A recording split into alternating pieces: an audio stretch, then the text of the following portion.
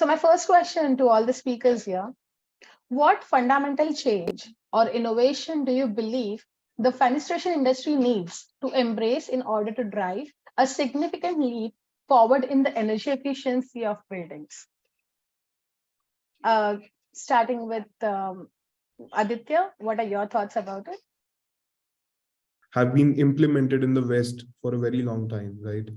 And countries like India, these South Asian countries we also have these same issues, not, I mean, we also have these solar gain issues where, we need to keep the heat out, but bring the light in. And so I think in that sense, the agencies or the companies who are operating in India, right, they may be international companies or, the local ones that have originated from our country itself. They need to, come up with solutions where, everything is sort of integrated. Like I said, the way forward from this stage is not just to introduce a double glazed facade system. We as a country, and the kind of square footage we are building each day, we need to be harnessing the solar energy, the wind energy, and we need innovative solutions that can, then drive these requirements forward, right? It's not just about getting the basics done at this stage. We need to advance to, what the West is now also looking towards. Right. Agreed with you, Aditya. Moving on to Mr. Garg, what are your views? Yeah, I think in India, the biggest challenge for the energy conservation is the absence of the rules or regulations by the government of India. That is the biggest pain for a consumer, for an architect, or even for a system manufacturer companies, because people having the low performance parameters and the people having the higher performance parameters are being tucked in the same basket. Ke bhai price kya hai? What is the price or something? So I think there should be some rating standard, like we get on ACs and refrigerators and something. There should be a rating standard on the windows as well by the government of India, so that people should be able to identify what they are paying for, or even the architects should be able to identify what they are paying for, because ultimately the quality of system, just Jaiswalji has also someone has said, the quality of system is the one thing, manufacturing is the second thing, installation is the application is the third thing. So the three all combinations will give the energy efficiency. Otherwise, if the one is failed, then complete system is collapsed. Thank you for sharing your views, Mr. Garg. Mr. Singh, you would In like my to know point your of view, views? Yeah. as per Punish sir points that I have to add on, that we can fix some specifications when any any construction is going on the commercial or residential building. The window size should be mentioned. Like in UK, you find this should be the minimum size of the window, or this is the door size. In India, the people are changing the doors and window size according to their requirement. They don't understand what is the good for their homes. So we should the some fixed specifications like sizes, class, and the system. If these three things are fixed, maybe the things goes on the better way. Right, sir. Agreed. What are your views, Mr. Jaiswal? We need to make certain standards which as in India, the government and the following agencies, they should make certain standard which should implement, I think, with forcefully, because that's the need of our hour.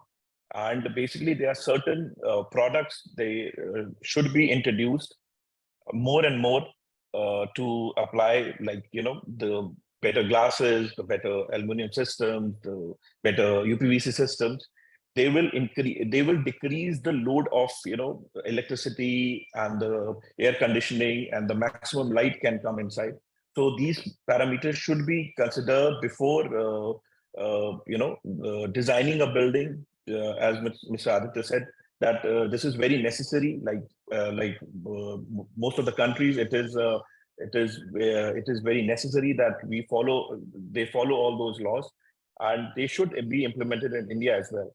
And they will definitely gonna affect on the total overall growth of green and energy saving buildings.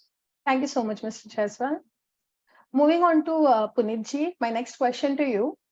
What are the most innovative fenestration technologies and materials that can significantly improve a building's energy performance? I think the most advanced technology is it is all about the not using any shift. The one point is old to new, like shift from the wood to the systems like UPVC system or aluminum systems. That is the one shift.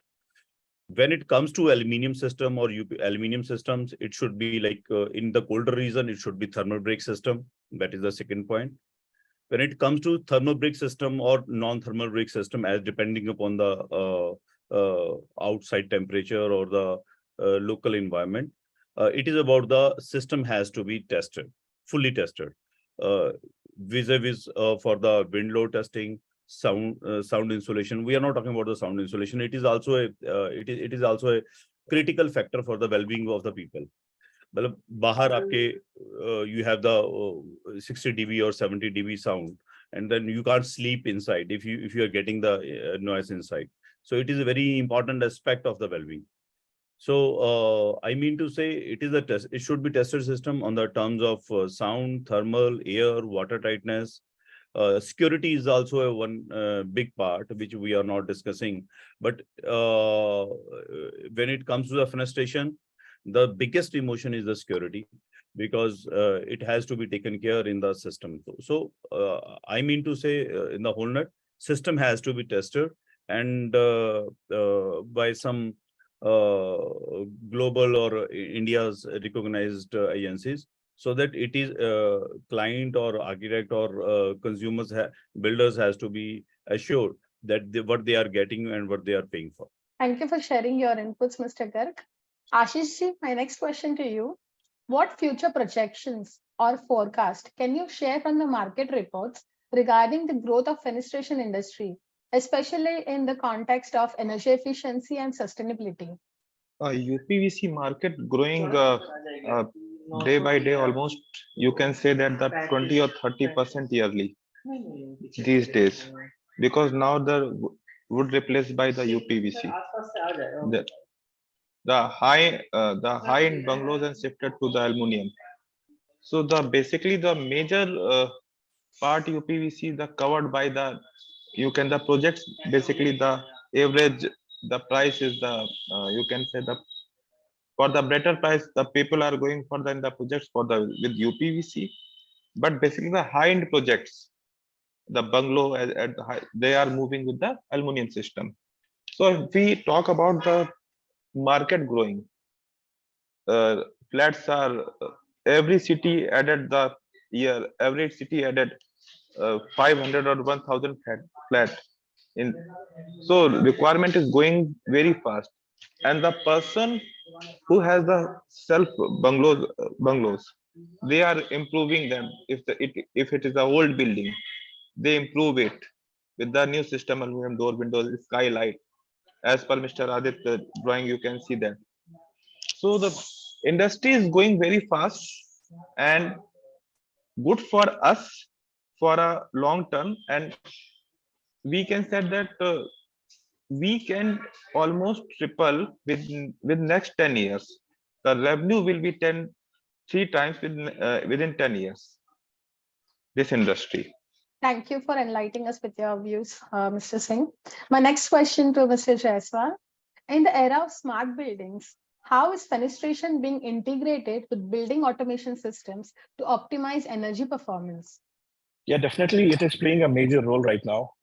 There are systems which are being installed with the skylights, which can, whenever required, they can open up, they can shut down as per the usage.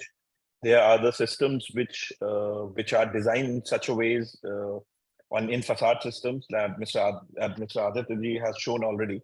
These systems definitely play an important role, and they are very effective. And with the time, I think they will play a major role.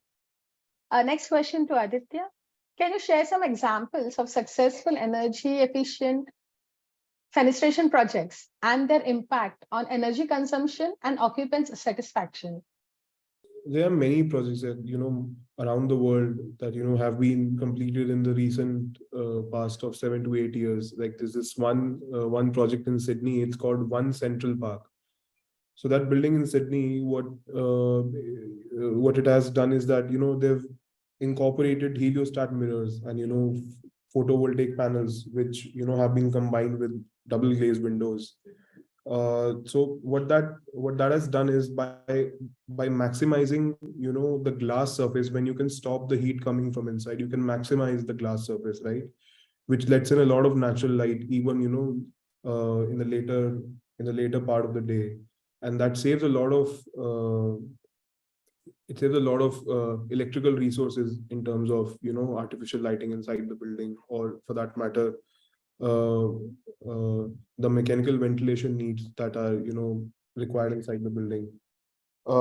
There's also a recent project that has been completed in the city of Amsterdam. It's called the Edge, right? And this building is sort of taking it to the next sort of level by they've used triple glazed windows, which sort of further strengthens the heat insulation of the building, and it can store the heat better inside, which it sort of receives, because in a triple glazed unit you have two buffer zones inside, because there are 3 layers of glass.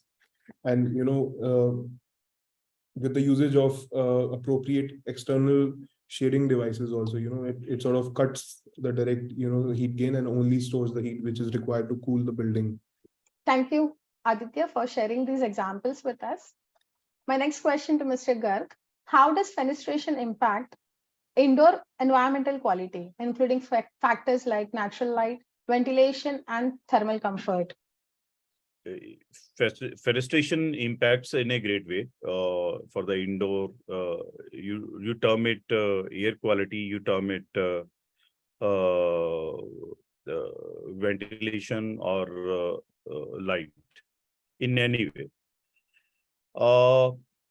The most important impact is the light, which we get, as we have said, which we get from the facades, which we get from the skylights. That is, a natural ventilation is very critically important. These are the very small things which we need to take care,